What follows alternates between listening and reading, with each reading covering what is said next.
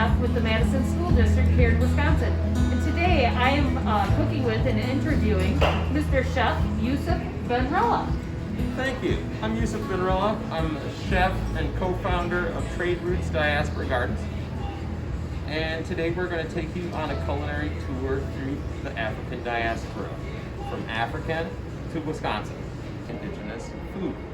Okay, I have to ask you this because a lot of people don't know. What is a diaspora?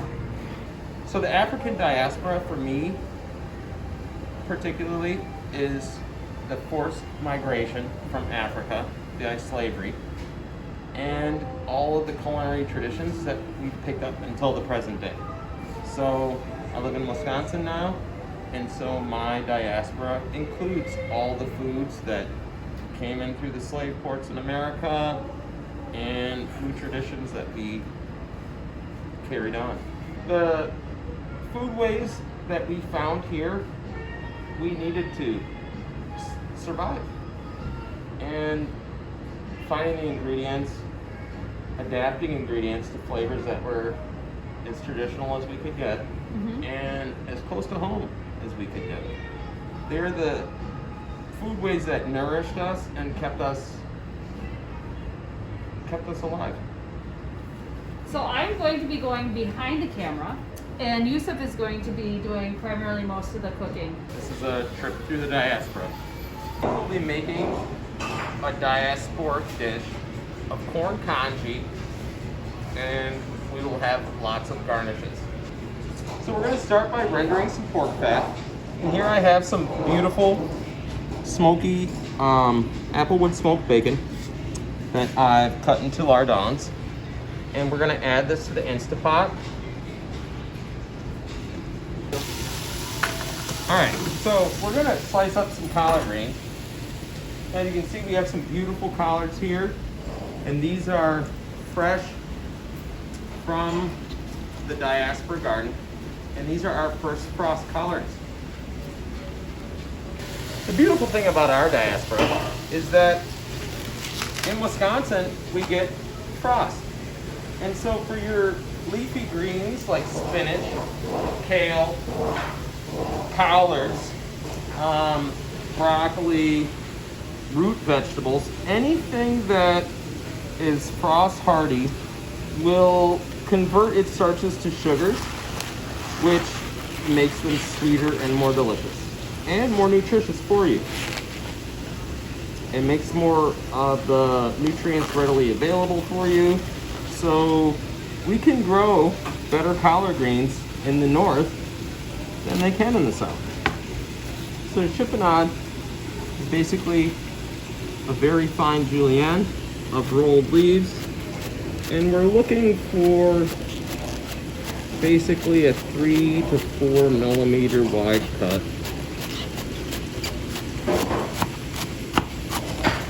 This knife in particular, I'll hold it up for the camera. It's beautiful. Is made by Quentin Middleton of Middleton Made Knives. He is the only African-American knife maker that I know of in the United States. And this is a custom bunka, which is a Japanese style knife with a little African flair on it. I wish you could smell this. It's amazing. I'm gonna give it a little stir while he's cutting up his greens. My grandmother was born in Chattanooga, Tennessee, and the traditions that she brought north,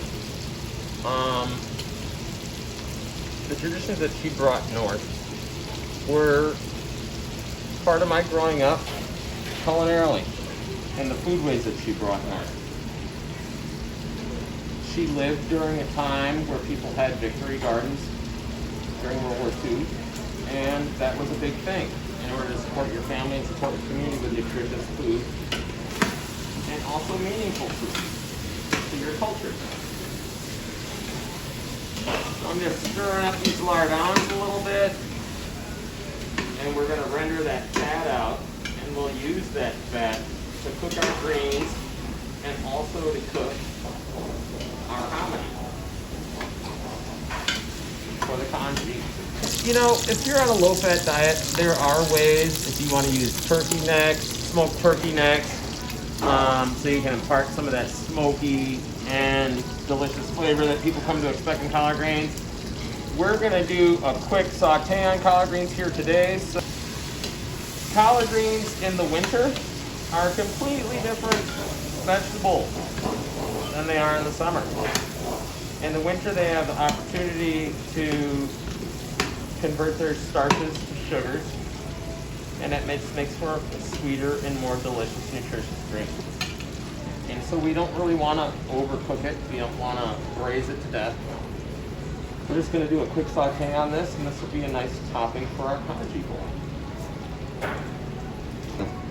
So these are beautiful Beauregard sweet potatoes that we grew at West Madison. And this is a vegetable that we were told doesn't grow well in Wisconsin. And we find that it actually does. We harvested over 200 pounds, which we are curing at this moment. These have been slightly cured. They cured a little faster because they're smaller. And once they're cured, their shelf life will go up substantially. You met up with another chef named Michael Twitty, and he wrote a cookbook called The Cooking Gene. And you actually took a genealogy test and then traveled back to Africa to explore the food ways of that region. And when you talk about the sweet potatoes or yams in Africa versus Americas. Well, this is a traditional, or this is a classic example of a food from the diaspora. So we call this yams. If we cook it around the holidays, traditionally we'll make dishes like candied yams. And those are basically, tubers that are sweet potatoes, but they look similar to yams from Africa. And so when we came here during the slave trade, we found that this is a starchy root vegetable that we can make fufu with, and that we can make other dishes with that reminded us of home. It became part of our diasporic lexicon of vegetables that we used via forced migration, and to give us a little taste of home. Our lardons are reddering down nicely. Getting a nice amount of bacon fat. We're getting some crispy little bits, and we'll be pulling the bacon lardons out shortly. Just gonna let them cook for another minute or two. Now the heating level that you have on these, now is it hot? Is it medium high? I'm on high saute for an Instapot. I've done pork belly, buffalo tongue, pressure cooked in here, and you can, knock out a pork shoulder in just a couple hours with a pressure cooker. So it saves time, it saves space. If it's hot in the summer, it saves on heating up your house. Exactly. So our lardons are done. I'm gonna go ahead and pull this and remove my lardons. And a flat spoon. Put some lardons here. And these will be a garnish for our collard greens on our congee bowl. I'm gonna strain out our bacon grease here. We're using some Bear Island flint corn from Kevin Finney out of Michigan. We're going to add that to a little bit of the pork rendering.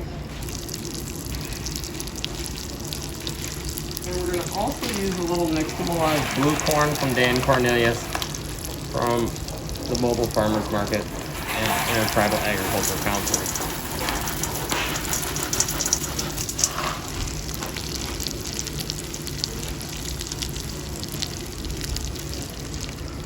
We have this beautiful beer braising liquid that we use for our beans that will be a garnish for our congee bowl. We're going to add that now. So what I did yesterday, I did it old school. I soaked my beans overnight, then I brought them up with beer, onions, bay leaf, garlic, cooked them down. Here they are here, all beautiful. They were very delicious. We're gonna take a couple green tomatoes that are fresh from the garden, wintergreen tomatoes. And then we're gonna take a couple whole chili peppers. We have some peatless habanero peppers here. We also have some buena mulata peppers, which are from True Love Seed, which is an African diaspora seed company here in the United States that you can order seeds from. And it just produces such a beautiful array of colors. And we're just gonna add a few whole peppers to our pot.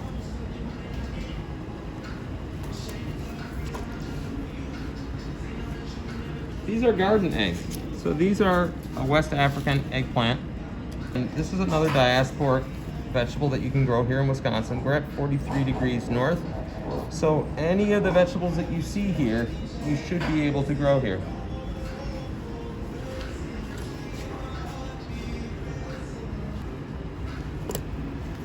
We're also gonna add these little sweet potatoes in there. Just let them cook with the corn. We're gonna use our bean chili setting on this cooking expo. We're going on high for 30 minutes, high pressure cook for 30 minutes. Okay, so we'll talk about some of the ingredients that we have here. We'll start with these. These little watermelons are a food staple of Nigeria, Togo, Benin, Ghana, and it's an egusi. So the flesh of an egusi melon is inedible. But this is also something that we found grows in our 43 degree north diaspora. And this is grown primarily for seeds. Okay, so when you slice into an egusi, you see this very white, starchy flesh and these beautiful, beautiful seeds.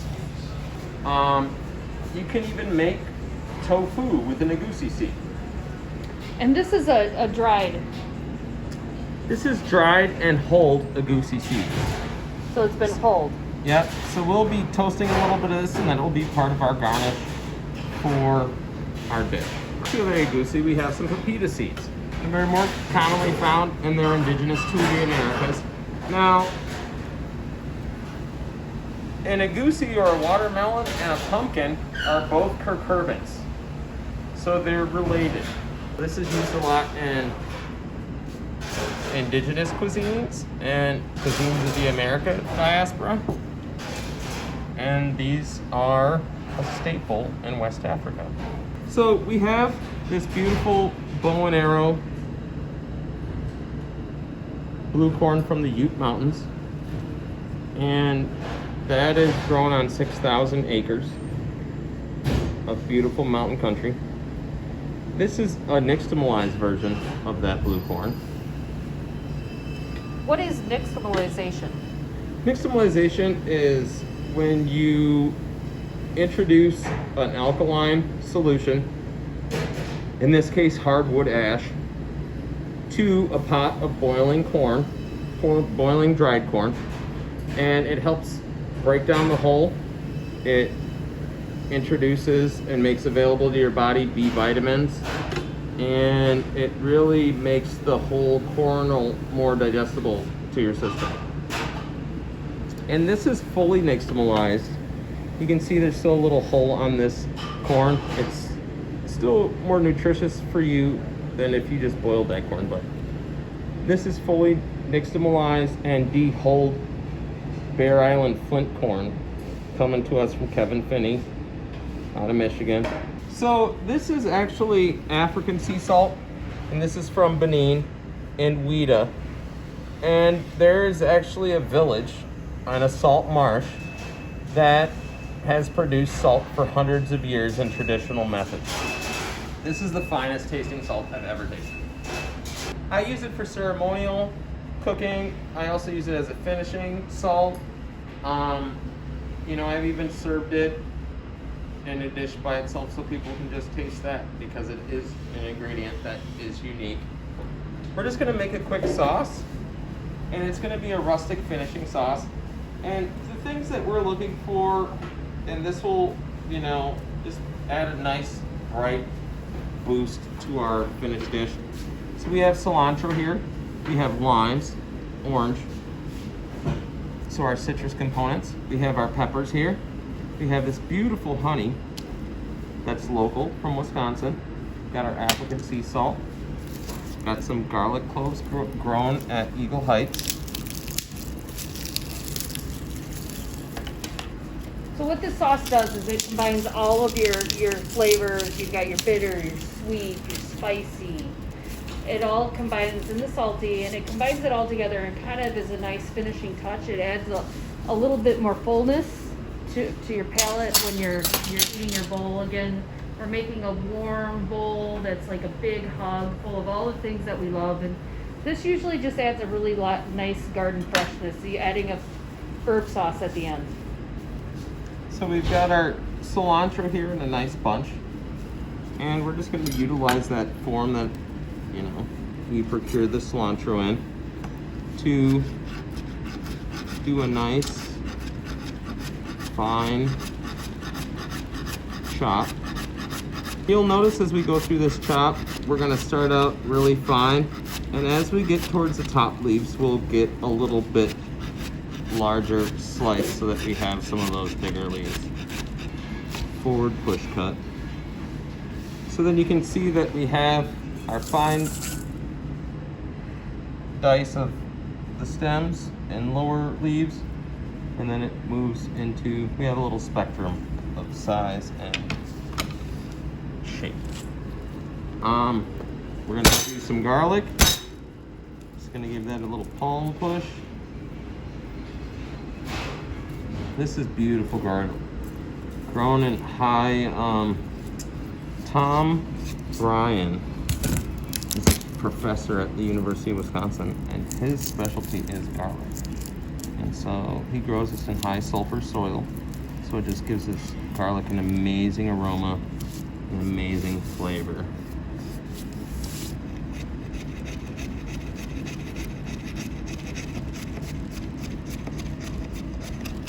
And we're gonna do a little cross cut. We have our garlic there. It's chopped. We're going like with a rustic chop. Heatless habanero. And we have fish peppers, which were used by African-American catering companies from the Great Depression until this day, and grown by them specifically for their heat and their delicious flavors. And I'm just gonna do a slice on these, going up just until we start to hit seeds.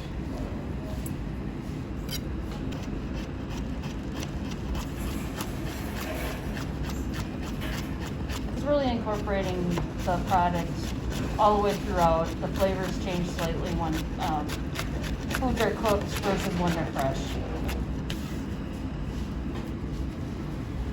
And now this guy is a little spicy. We'll just use a little bit of that. But the flavor's incredible. And the color's just gorgeous. It is beautiful. And you know, some of these colors, they kind of fade when you cook. So like the purples will kind of turn to greens or grays. Yellows stay pretty much yellow, and so do the oranges and reds, but just something to think about. That's another part of this sauce, is that you eat with your eyes first. So when you see this bowl, you're gonna see the brightness of all these foods when you first come up to the bowl.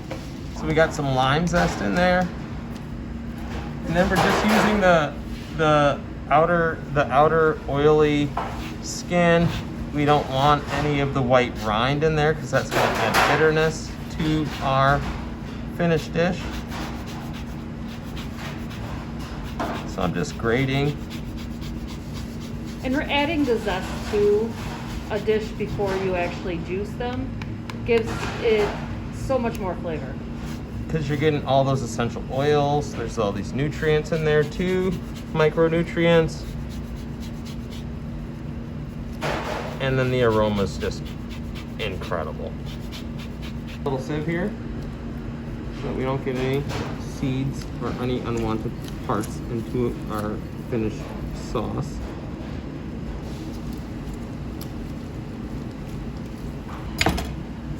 Oh, look at that. That's a pretty one.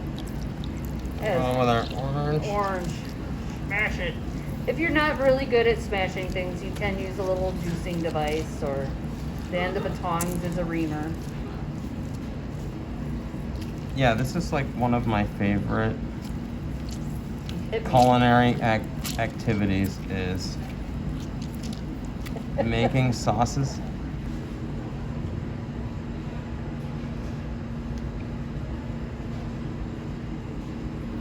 I think that's gonna be good. And if you wanted to do this vegan, the sauce, you would just substitute the honey. Everything else is ready to go if you chose to make this vegan. We have some farm fresh canola oil out of Marshall, Wisconsin, cold pressed. And that's just a neutral flavored oil that we're gonna add. Give us a little bit of fat and a little pinch of salt.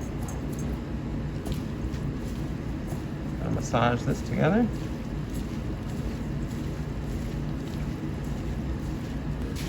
You just need a little more. Smell that. This is the classic, go out to the garden, pick some herbs that go together, put some citrus or acid with it, put what you like in it, a little salt, a little We're love. gonna add a little bit of maple vinegar from the Gun Lake tribe in Michigan. Gun Lake Potawatomi, Anishinaabe.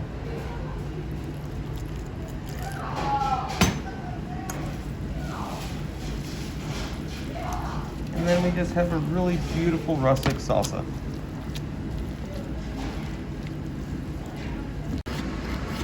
So we're just gonna thinly slice some garden eggs, and we're gonna roast them off with a little bacon fat.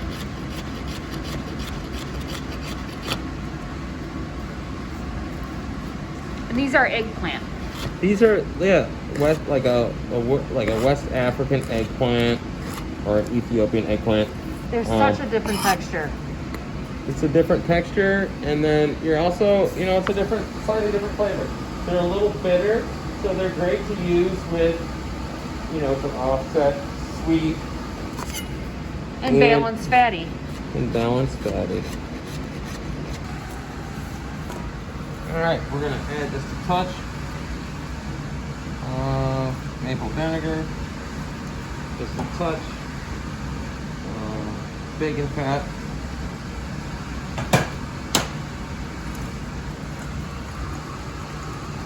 Toss these around.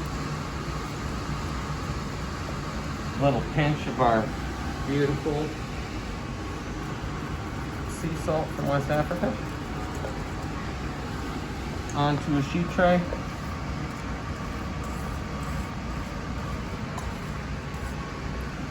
We're gonna toast our egusi right alongside this.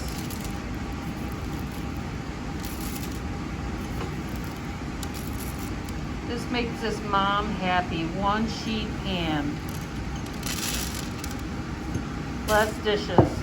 Our pepitas. Get it all done in one, okay? This goes in the oven, 350 degrees, 15-20 minutes. Call it a day. One of our garnishes for this dish is gonna be our sous vide pork belly. And we've been cooking this sous vide for 7 hours at 165 degrees. And there's a little maple syrup in there. I rubbed it with a little dry rub.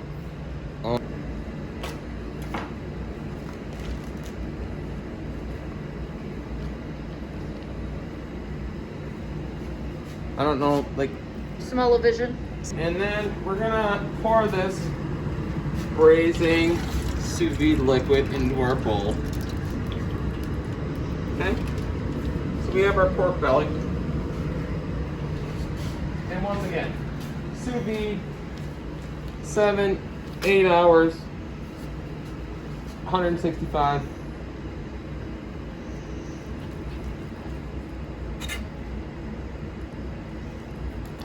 beautiful. And it's just got really nice texture. It's umptious, scrumptious, and succulent. We're gonna finish this on cast iron. You can do the same thing with tofu. You know, sous vide it with your spices, get it absorbed in there, and then go ahead and grill it. That's beautiful. We're just gonna start that sear right there. And meanwhile, we have our beautiful ribbon chiffonade collard green. And you can see how I tilted the skillet so it slides the fat a little bit that way. Or the fat tends to aggregate that way. But we're just gonna do a nice quick sear. We have calm.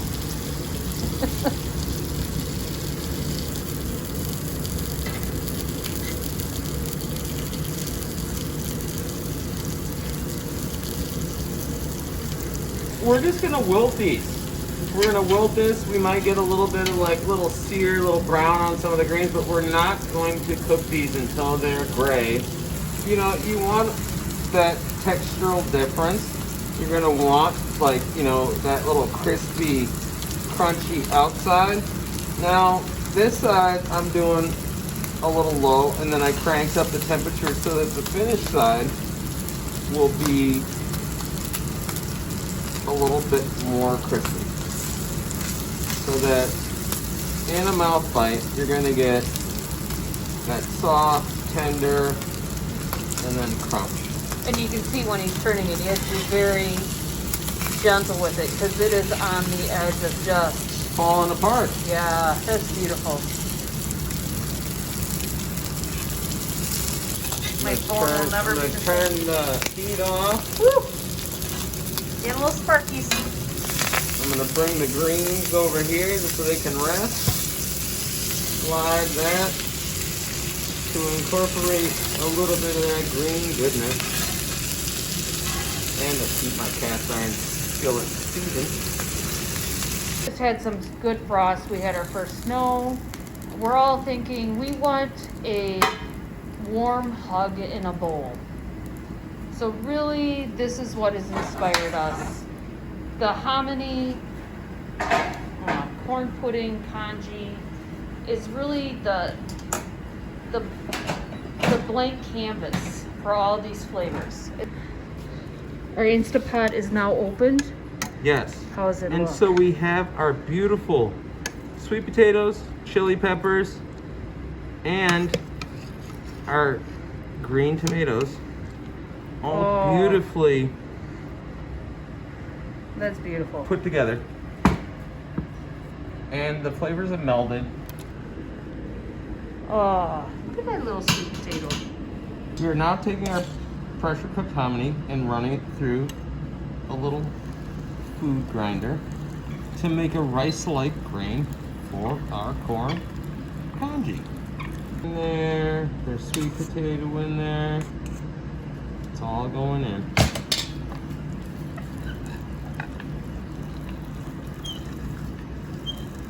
Look at that, beautiful.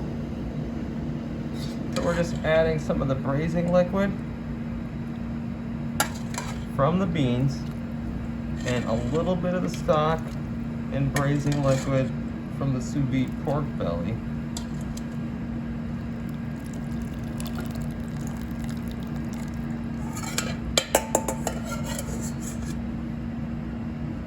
Corn kernels there.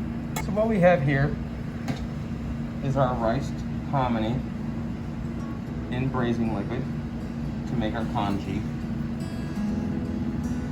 And now we're going to add our finishing touches. And sweet potato.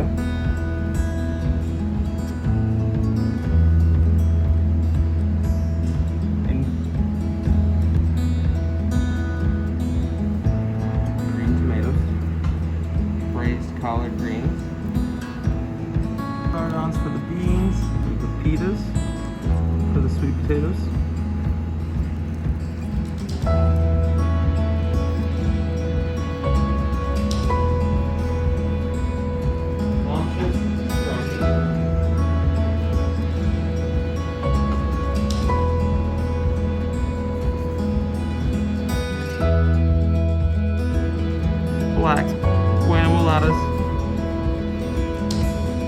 I would love to thank you for joining myself and Irene for this wonderful excursion into Afro-culinaria and flavors of the diaspora, from Africa to Wisconsin.